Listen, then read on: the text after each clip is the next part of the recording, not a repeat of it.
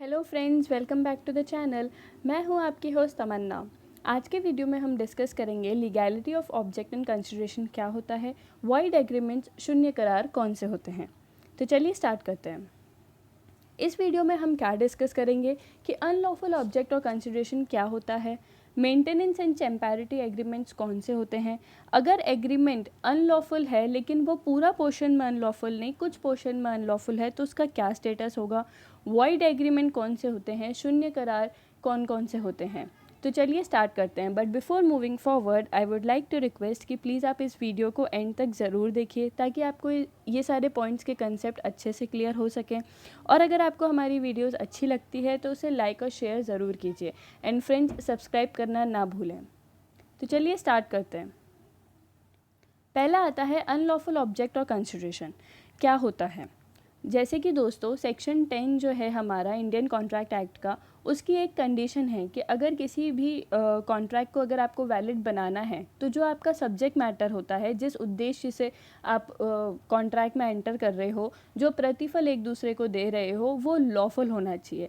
मतलब उसकी कुछ वैल्यू होनी चाहिए लॉ के रिस्पेक्ट में। लॉ ने उन सारी चीज़ों को अलाउ कर रखा है, प्रोहिबिट नहीं कर रखा है, और अगर कोई वायलेशन हो जाता है तो लीगल रेमेडी आप अवेल कर सकते हो। वो सारी चीज़ें पे अगर आप कॉन्ट्रैक्ट बनाते हो तो वो लॉफुल होता है। बट इसका उल्टा अगर आप नहीं करते हो वो सारी चीज़ें, अगर आप ऐसा काम करते हो जो लॉ ने मना कर रखा है और आप लीगल रेमेडी भी अवेल नहीं कर सकते हो, तो इसका मतलब है कि आपका ऑब्जेक्ट या आपका जो कंसिडरेशन है वो अनलॉफुल था। तो आइए जानते हैं कुछ ऐसे सर्कमस्टांसेस जिसमें जो ऑब्जेक्ट और कंसिडरेशन होता है वो अनलॉफुल होता है। पहला आता है an agreement to do something forbidden by law. मतलब कि कुछ ऐसा लॉ ने एक्सप्रेसली बता रखा है कि आप अगर कोई काम करते हो तो वो हम परमिट नहीं कर रहे हैं, हम आपको रोक रहे हैं ऐसा काम करने के लिए। फिर भी आप अगर उस काम को लेके कोई एग्रीमेंट बना लेते हो तो वो अनलॉफुल माना जाएगा, वो अनलॉफुल ऑब्जेक्ट की कैटेगरी में आएगा। दूसरे है डिफीटिंग प्रोविजन ऑफ लॉ। इसका सिंपल सा मतलब इतना ही है दोस्तों कि लॉ ने एक्सप्रेसली तो कहीं नहीं बोला है, एक्सप्रेसली आपको कहीं नहीं रोका है कि आप ना ऐसा काम मत करो। बट अगर आप वो करते हो तो जो भी लॉ के प्रोविजंस हैं वो डिफीट हो जाते हैं। अगर आप वैसा काम कर लेते हो तो लॉ जो है वो वॉयलेट हो जाता है। उस टाइप के अगर आपने कुछ ऑब्जेक्ट या कंसिडरेशन लिए हैं तो वो अनलॉफुल कहलाएंगे। नेक्स्ट आता है फ्रॉडुलेंट। इसका मतलब इतना ही है कि दोस्तों अगर आप कुछ कपट के साथ, छल के साथ सामने वाले व्यक्ति के साथ एग्रीमेंट में एंटर करते हो तो वो अनलॉफुल माना जाएगा, क्योंकि आपका उद्देश्य क्या था कि आप सामने वाले व्यक्ति को डिसीव करो, उसके साथ फ्रॉड करो, जो कि लॉ आपको नहीं अलाउ करता है। नेक्स्ट पॉइंट आता है कुछ ऐसा एग्रीमेंट जिससे कि किसी व्यक्ति को क्षतिकारित हो, इंजरी कॉज हो, उसको व्यक्ति को ही नहीं या किसी प्रॉपर्टी को कोई डैमेज कॉज हो, तो वैसे भी एग्रीमेंट जो होते हैं वो अनलॉफुल की कैटेगरी में आते हैं। आप वैसे एग्रीमेंट्स नहीं कर सकते हो। फॉर एग्जांपल ए बी से एग्रीमेंट करता है कि हम सी को मारेंगे, तो ये इससे क्या होता है कि आप पहली बात, किसी को मारना जो है वो फॉरबिडन बाय लॉ है। आप ऐसा करते हो तो आप लॉ के प्रोविजंस को डिफीट कर रहे हो और आप पर्सन को इंजरी भी कॉज कर रहे हो। तो ये जो आपका ऑब्जेक्ट है, जो आपका उद्देश्य है, ये अनलॉफुल की कैटेगरी में आ गया और ऐसे एग्रीमेंट्स जो होते हैं वो अनलॉफुल माने जाते हैं। एक और पॉइंट जो आता है वो आता है कुछ ऐसा इमोरल या अपोज टू पब्लिक पॉलिसी आप करते हो। इमोरल अनैतिक कार्य जो कि मोरालिटी के अगेंस्ट होता है। अगर ऐसे आपने टर्म्स सेटल किए हैं अपने एग्रीमेंट में तो वो अनलॉफुल माने जाएंगे। अपोज टू पब्लिक पॉलिसी का सिंपल मतलब इतना ही होता है दोस्तों, वो पॉलिसीज़ फ्रेम करी गई है जो कि पब्लिक एट लार्ज के इंटरेस्ट को देखते हुए बनाई गई है। ऐसी पॉलिसीज़, ऐसी नीतियाँ जो कि पब्लिक एट लार्ज को, ज़्यादा लोगों को फ़ायदा देती हैं, वो टाइप की जो पॉलिसीज़ होती है उनको पब्लिक पॉलिसीज़ कहते हैं। और आप ऐसा एग्रीमेंट करते हो जो उस चीज़ को वॉयलेट करती है तो वो एग्रीमेंट अनलॉफुल माने जाएंगे। फॉर एग्जांपल अगर आप ट्रेड करते हो एनिमी के साथ, जिन कंट्रीज़ के साथ हमारा वॉर है उनके साथ इंपोर्ट एक्सपोर्ट कर रहे हो, तो ये सारी चीज़ें जो होती है ऑक्शन करना, बिड करना, ये वैलिड होता है। आपके पास वो पूरी पावर है कि आप बिडिंग में पार्टिसिपेट कर सकते हो। बट अगर आप ऐसा एग्रीमेंट कर रहे हो जो आपको रोक रहा है कि आप बिडिंग ना करो, तो वो सारी चीज़ें जो होती हैं वो अपोज टू पब्लिक पॉलिसी की कैटेगरी में आती हैं। ये सारी बातें जो हैं ये हमारा सेक्शन 23 बताता है। अगर इनमें से कुछ भी होता है तो वो हमारा जो ऑब्जेक्ट या कंसिडरेशन है वो अनलॉफुल कहलाता है, और वैसे एग्रीमेंट्स जो हैं हमारे वॉइड होते अनलॉफुल एग्रीमेंट होते हैं, वो कभी भी कॉन्ट्रैक्ट नहीं बन सकते हैं। आगे चलते हैं। मेंटेनेंस एंड चैम्पैरिटी एग्रीमेंट्स क्या होते हैं? दोस्तों, मेंटेनेंस और चैम्पैरिटी एग्रीमेंट में एक बहुत छोटा सा ही डिफरेंस है, ज़्यादा डिफरेंस नहीं है। मेंटेनेंस एग्रीमेंट होता है जब एक पार्टी एग्री कर देती है कि वो सामने वाले व्यक्ति को कुछ असिस्टेंस, कुछ हेल्प देगी। कैसी? फाइनेंशियल हेल्प या जो भी अदरवाइज हेल्प दे सकती है, वो सामने वाले व्यक्ति को हेल्प देगी, जिससे कि सामने वाला व्यक्ति कोई सूट इंस्टीट्यूट कर सके, कोई लीगल प्रोसीडिंग्स को वो फॉलो करने के लिए अगर उसको कुछ असिस्टेंस चाहिए तो वो उसको दी जाती है, या उसको अगर डिफेंड करना है तो उस टाइप की जो असिस्टेंट है वो कर सके। अगर एक व्यक्ति दूसरे वाले व्यक्ति को ऐसी कोई असिस्टेंस दे रहा है, ऐसी कोई मेंटेनेंस दे रहा है, तो वो मेंटेनेंस एग्रीमेंट कहलाती है। और इन रिटर्न सामने वाले व्यक्ति को क्या करना है? उसको कुछ भी जैसा भी उसको मतलब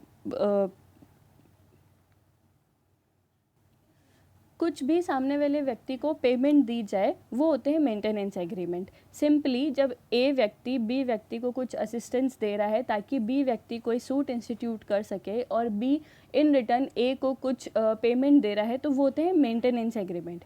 चैम्पैरिटी एग्रीमेंट होते हैं दोस्तों जब ए जो है वो बी को असिस्टेंस तो दे रहा है ताकि बी सूट इंस्टीट्यूट कर सके, बट बी इन रिटर्न उसको पेमेंट तो देता है, बट वो क्या, कौन सा पेमेंट होता है? वो फ़ायदा जो उसको सूट इंस्टीट्यूट करने से मिला है।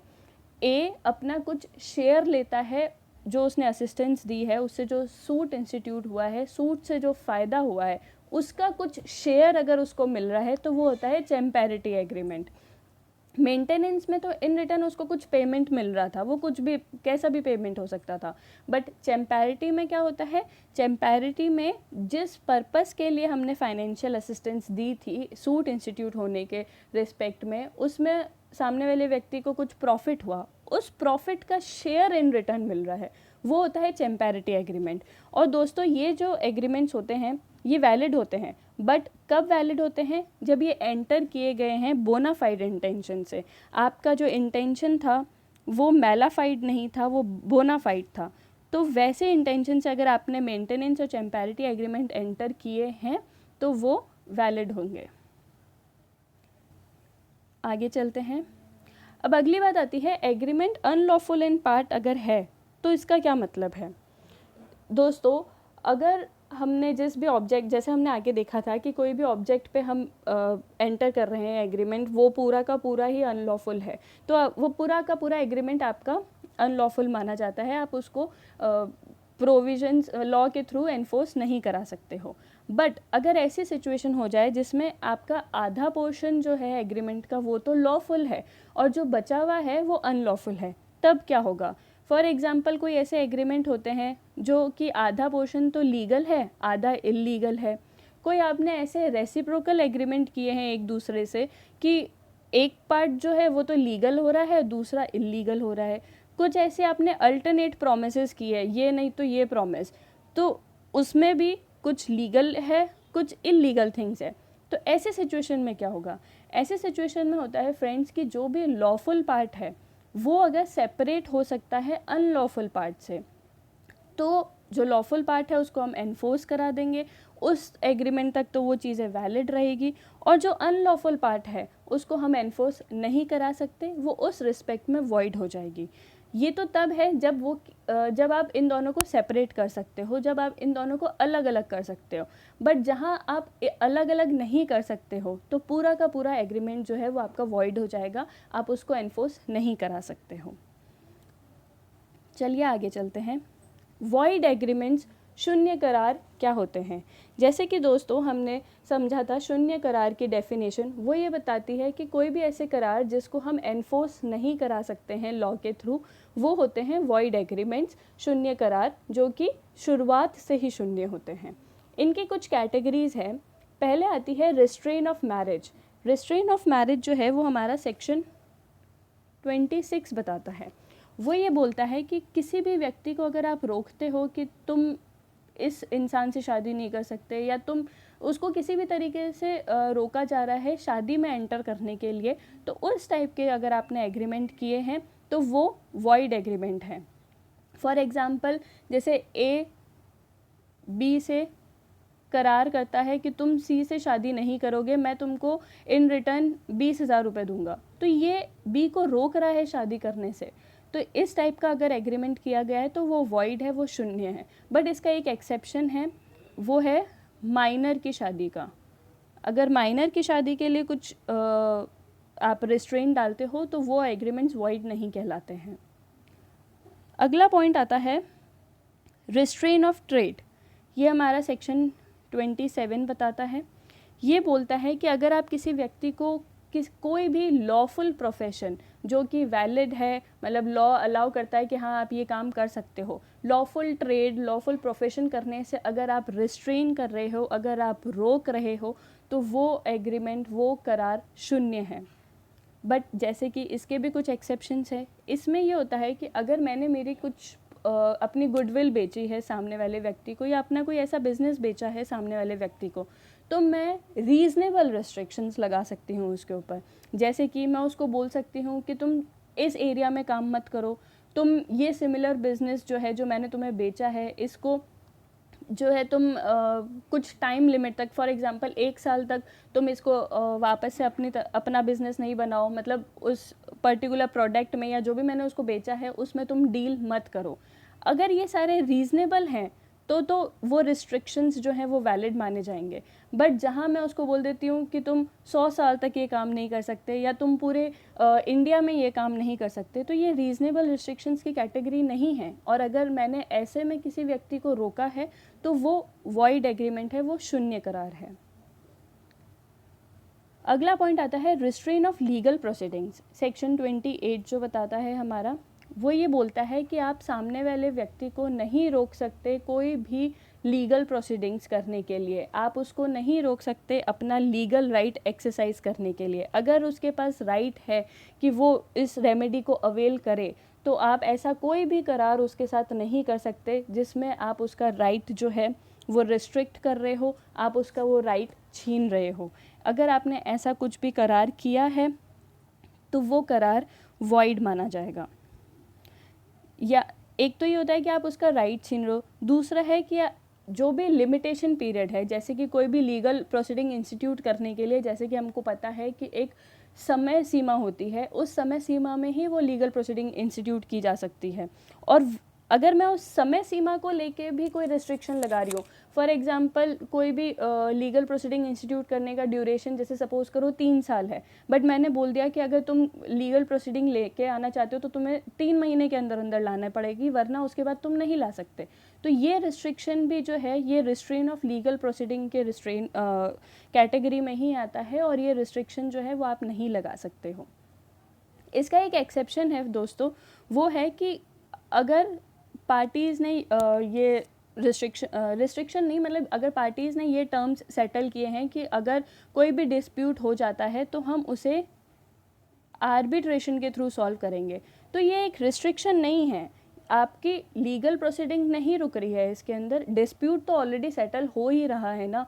तो इस टाइप का अगर कोई रिस्ट्रिक्शन लगा है कि दोनों पार्टीज़ में डिस्प्यूट हो जाता है या हुआ है, तो उसको आर्बिट्रेशन से सॉल्व किया जाएगा, ये वैलिड है, ये एक इसका एक्सेप्शन है। बाकी कोई भी अगर आप रिस्ट्रेन लगाते हो लीगल प्रोसीडिंग के रिस्पेक्ट में, तो वो वैसे करार जो हैं वो शून्य करार हो जाते हैं। अगला आता है अनसर्टेनिटी एग्रीमेंट। 29 सेक्शन बताता है, वो ये बोलता है कि क्लियर ही नहीं है, अनसर्टेन है कि क्या काम करना है, किस चीज़ पे परफॉर्मेंस देनी है, क्या कंसिड्रेशन देना है, कुछ क्लियर ही नहीं है, अनसर्टेन है, तो वो उस टाइप के एग्रीमेंट जो होते हैं वो वॉइड होते हैं, शून्य होते हैं। जैसे कि मैंने बोला मैं मेरा घोड़ा बेचूंगी या तो 500 रुपये में या 1500 रुपये में। अब मुझे क्लियर ही नहीं है मुझे 500 लेने या 1500 लेने, और आपको क्लियर ही नहीं है आपको 500 देने या 1500 देने, तो ये अनसर्टेन है। इन सारी चीज़ों का अगर कोई आपने करार किया है तो वो वॉइड होता है। लास्ट आता है हमारा वेजरिंग एग्रीमेंट, जो कि है सेक्शन 30। अगर आपने कोई ऐसा करार किया है जो वेजर पे बेस्ड है, जिसमें आपने कोई बाजी चली है जिसे बोला जाता है, तो उस टाइप का करार जो होता है वो वॉइड होता है, वो शून्य होता है। वेजरिंग एग्रीमेंट का सिंपल मतलब यही होता है दोस्तों, जहाँ पे दोनों पार्टी किसी कार्य को होने या ना होने के ऊपर जो है वो एग्रीमेंट करती है, हैपनिंग और non happening of any event. और वो इवेंट कौन सा है? अनसर्टेन है। आप नहीं उसके ऊपर बेट कर सकते कि ये काम तो होगा ही होगा। अगर वो इवेंट अनसर्टेन है और आपने ऐसा एग्रीमेंट किया है जो कि या तो वो अगर इवेंट होगा या नहीं होगा, तो आप सामने वाले व्यक्ति को कुछ मनी के टर्म्स में, कुछ मॉनेटरी टर्म्स में फ़ायदा दोगे। फॉर एग्ज़ाम्पल, इसको एक एग्ज़ाम्पल से समझते हैं कि ए और बी ने एग्रीमेंट किया कि अगर ट्यूसडे को बारिश होगी तो मैं तुम्हें 500 रुपये दूंगा। अगर बारिश हो जाती है तो ए बी को 500 रुपये देगा, और अगर बारिश नहीं होती है तो बी ए को देगा। अब इसमें ये एक वेजर एग्रीमेंट है, इसमें एक बाजी चली गई है। जैसे कि क्या बाजी है? अनसर्टेन इवेंट के ऊपर है। अनसर्टेन इवेंट कैसे? बारिश होना या ना होना हमारे हाथ में नहीं है। तो ये जो हुआ ये अनसर्टेन इवेंट हुआ। अगर होगा या अगर नहीं होगा तो जो अदर पार्ट ऑफ एग्रीमेंट है, पैसे देना या ना देना, वो इन पिक्चर आएगा। इस टाइप के अगर कोई एग्रीमेंट होते हैं जिसमें व्यक्ति का सब्जेक्ट मैटर बारिश होना जो कि इसमें है, उसमें कोई इंटरेस्ट नहीं होता है, मनी के एक्सचेंज में इंटरेस्ट होता है। इसका मतलब दोस्तों ये है कि जो सब्जेक्ट मैटर है जो कि अनसर्टेन फ्यूचर इवेंट पे डिपेंड है, उसमें इंटरेस्ट नहीं है, बट अगर वो इवेंट हो जाता है तो उसके इन रिटर्न क्या किया जा रहा है उसमें इंटरेस्ट है। इस टाइप के जो एग्रीमेंट हैं ये वेजरिंग एग्रीमेंट कहलाते हैं। और आप इसमें कोई सूट नहीं फाइल कर सकते कि मैंने उसको पैसे दे दिए थे तो अब मुझे रिकवर करने हैं। उस रिकवरी के लिए आप सूट फाइल नहीं कर सकते हो। उस टाइप के जो एग्रीमेंट होते हैं दोस्तों वो वेजरिंग एग्रीमेंट कहलाते हैं और वो शून्य होते हैं। इसका एक्सेप्शन भी है, जैसे कि हॉर्स रेस है जो कि हमने इस बेयर एक्ट में भी लिखा हुआ है। हॉर्स रेस के विनर को अगर 500 से ऊपर का इनाम दिया जा रहा है, अगर वो जीत जाता है तो वो एक इसका एक्सेप्शन है। इंश्योरेंस कॉन्ट्रैक्ट जो होते हैं वो इसके एक्सेप्शंस हैं। वेजरिंग एग्रीमेंट को अगर कंक्लूड किया जाए तो यही है कि जहाँ पे भी चांस होती है प्रॉफिट और लॉस की, और प्रॉफिट और लॉस किस पे डिपेंड है? किसी हैपनिंग या non happening of N uncertain event, तो उस टाइप के एग्रीमेंट्स जो हैं वो वेजरिंग एग्रीमेंट कहलाते हैं और वो शून्य होते हैं, आप उनको एनफोर्स नहीं करा सकते हैं। So thank you friends, I hope आपको ये वीडियो अच्छा लगा होगा। आप प्लीज़ चैनल को सब्सक्राइब ज़रूर कीजिए और बेल आइकन को प्रेस करना ना भूलें। थैंक